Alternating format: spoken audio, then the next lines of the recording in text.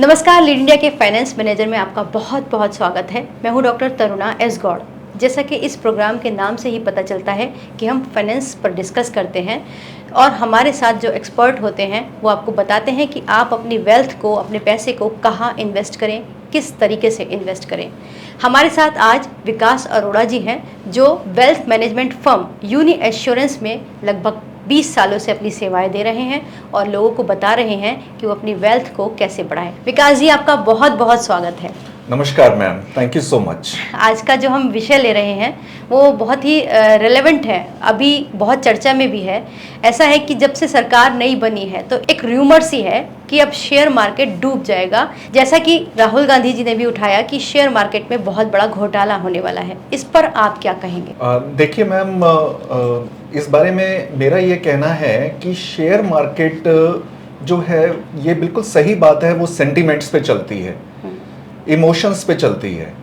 पर जहाँ तक मैं समझता हूँ शेयर मार्केट में कोई ज़्यादा इम्पैक्ट नहीं आने वाला। और एक बात और मैं आपके चैनल के माध्यम से दर्शकों को बताना चाहूँगा कि हर 5 साल में जब से सेंसेक्स शुरू हुआ है तब से ये ट्रेंड है कि हर 5 साल में एक बार शेयर मार्केट बॉटम पे जाती है और एक बार पीक पे जाती है। तो 5 साल में वो दोनों साइकिल्स देख लिए जाते हैं। तो यदि हम थोड़ा सा लॉन्ग टर्म के लिए इन्वेस्टेड रहते हैं तो एक रिटेल इन्वेस्टर को किसी भी तरह का रिस्क नहीं है, यहाँ पे रिस्क मिटिगेट हो जाता है। अच्छा, तो अभी क्या है, कौन सा सीन है? डाउन जाने वाला सीन है या मार्केट अप आने वाला सीन है? अभी तो ये एक्सपेक्टेड है कि ग्रोथ जो है वो बढ़ेगी, ग्रोथ स्टोरी जो है वो ऐसे ही चलती रहेगी। इस साल ये एक्सपेक्टेड है कि सेंसेक्स और नई ऊंचाइयां छुएगा। मतलब जो कि ये एक सरकार है, इसमें गठबंधन की सरकार है, तो हर एक अलग अलग राय रहेंगी, सरकार की टांग खिंचाई जारी रहेगी। उसके बावजूद भी क्या ऐसा लगता है कि मार्केट अप रहेगा, पैसा इन्वेस्ट करना यहाँ पर सही रहेगा? जी बिल्कुल, मैं ऐसा समझता हूँ कि जैसा कि आप जानते हैं कि करीब 30,000 करोड़ से ज़्यादा अमाउंट म्यूचुअल फंड SIPs के माध्यम से इन्वेस्ट हो रहा है इंडियन मार्केट में। तो एक तो ये बहुत स्ट्रॉन्ग रीज़न है जिसकी वजह से शेयर मार्केट पे कोई खास इम्पैक्ट नहीं आने वाला। दूसरा, जो हमारी गवर्नमेंट है, गवर्नमेंट का फोकस है मैन्युफैक्चरिंग सेक्टर पे और इंफ्रास्ट्रक्चर सेक्टर पे। तो यहाँ भी एक्सपेक्टेड है कि इन सेक्टर्स में स्पेशली अच्छी ग्रोथ देखने को मिलेगी। अच्छा, तो जैसे कि जिन लोगों ने निवेश कर रखा है तो उनको कौन से उसमें फंड्स में निवेश करना चाहिए? कुछ आप रिकमेंड करेंगे उनको, किस तरह की निवेश करना चाहिए? जी देखिए, इसमें 2 चीज़ें आ जाती हैं। एक आती है कि मैं म्यूचुअल फंड SIP में इन्वेस्ट करूं और दूसरा आता है मैं डायरेक्ट इक्विटी स्टॉक्स में इन्वेस्ट करूं। तो कुछ इन्वेस्टर्स हैं जो म्यूचुअल फंड SIPs के माध्यम से जाना चाहते हैं। वहां हमारी suggestion as a wealth manager होती है कि वो अपने एसेट्स को एलोकेट करें।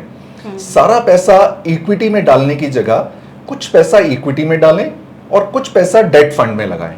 अच्छा, डेट फंड मतलब डेट फंड क्या चीज़ होते हैं? डेट फंड जो होता है वो एक तरह से लो रिस्क वाले फंड्स होते हैं जिसमें कुछ पैसा जो है वो सेफ इंस्ट्रूमेंट्स में लगता है और थोड़ा सा पैसा इक्विटी में भी लगता है। अच्छा। तो वो कंपैरेटिवली इक्विटी फंड्स के मुकाबले सेफ होते हैं। और इक्विटी फंड की अगर हम एक परिभाषा समझें तब वो कैसे आप बताएंगे? इक्विटी फंड्स, जी, इक्विटी फंड्स वो फंड्स होते हैं जहां पे हमारा मेजर पोर्शन जो है वो इक्विटी स्टॉक्स में इन्वेस्ट होता है।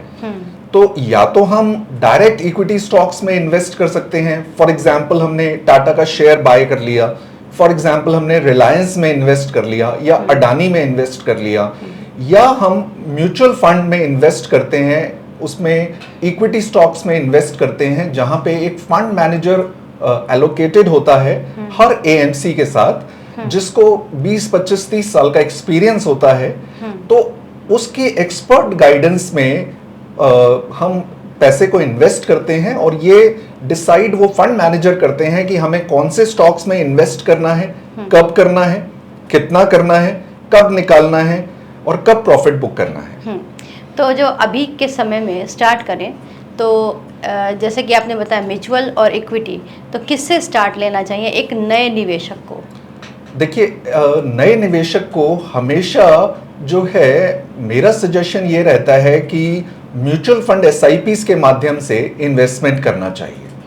उसका रीज़न ये है कि आप एक एक्सपर्ट की गाइडेंस में आप इन्वेस्ट कर रहे होते हैं, जहां पे आपका रिस्क जो है वो मिटिगेट हो जाता है। अच्छा, तो अभी के समय में हम अगर माने तो ये एक सेफ समय है अपने इन्वेस्टमेंट को मार्केट में लगाने का?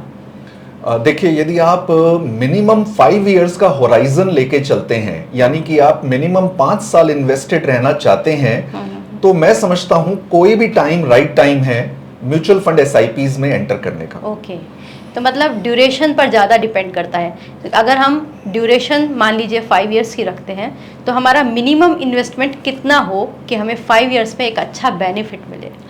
देखिए, ये टोटली आपके इनकम पे डिपेंड करता है। फॉर एग्जाम्पल, हम ये मान लेते हैं कि किसी की इनकम 10,000 पर मंथ है, तो हमारा सजेशन ये होता है कि उनको at least 30% of their monthly income हर महीने इन्वेस्ट करना चाहिए। तो यदि किसी की इनकम 10,000 पर मंथ है, तो उन्हें हर महीने 3,000 रुपये इन्वेस्ट करना चाहिए, जिससे वो अपने लिए भी एक वेल्थ क्रिएट कर सकते हैं और फैमिली को भी एक अच्छा प्रोविजन वेल्थ का प्रोवाइड कर सकते हैं। ठीक है, तो जैसे उन्होंने स्टार्ट लिया तो वो पहले अपना एक बैंक अकाउंट खोलेंगे या फिर वो किसी इन्वेस्टर के थ्रू काम करेंगे, किस तरह से करते हैं वो? जी, ये बहुत अच्छी बात आपने पूछी। यदि कोई फ्रेश इन्वेस्टर हैं, कोई नए इन्वेस्टर हैं जिन्होंने कभी भी किसी भी म्यूचुअल फंड एएमसी में इन्वेस्ट नहीं किया, तो उनको कैम्प्स के थ्रू केवाईसी कंप्लीट करनी होती है। यदि आप किसी एडवाइजर के थ्रू जाते हैं, तो वहाँ पे एडवाइजर आपको केवाईसी कंप्लीट करने में हेल्प करते हैं। ओके, केवाईसी कंप्लीट होने के बाद आप म्यूचुअल फंड एसआईपीज में इन्वेस्ट कर सकते हैं। तो कुल मिलाकर अगर आप मिनिमम से भी स्टार्ट करते हैं तो 5 साल के अंदर शायद अपने किसी ना किसी ड्रीम को पूरा कर सकते हैं। इसके लिए एक वेल्थ मैनेजमेंट सिस्टम कंपनी या फिर कोई मैनेजर आपके साथ हो तो बहुत अच्छा रहेगा। आप इस पे कुछ कहना चाहेंगे तो आप हमें बता सकते हैं। जी बिल्कुल, हमेशा ये एडवाइजेबल होता है कि हम एक अच्छे एडवाइज़र के साथ जुड़ें। मैं हमेशा ये मानता हूँ कि अच्छी स्कीम ढूंढने से अच्छा है आप एक अच्छे एडवाइज़र को चुन लें। यदि आप अच्छे एडवाइज़र को चुन लेंगे तो वो अच्छी स्कीम आपको ऑटोमेटिकली प्रोवाइड कर देंगे। तो कुल मिलाकर ये सही समय है और इस वक्त भी अगर आप भी अपने पैसे को मार्केट में इन्वेस्ट करने की सोच रहे हैं तो आप भी कर सकते हैं। अगर आपको फाइनेंशियली कोई भी एडवाइस लेनी हो तो आप हमें कमेंट बॉक्स में लिख कर पूछ सकते हैं या फिर आप हमारे हेल्पलाइन नंबर पर कॉल भी कर सकते हैं। विकास जी, आप हमारे स्टूडियो में आए, आपने बहुत अच्छी एडवाइस दी, उसके लिए बहुत बहुत धन्यवाद। Thank you so much for having me here. इस वीडियो को लाइक करें, हमारे चैनल को सब्सक्राइब करें। हमारे वीडियो सबसे पहले देखने के लिए बेल आइकन प्रेस करना ना भूलें।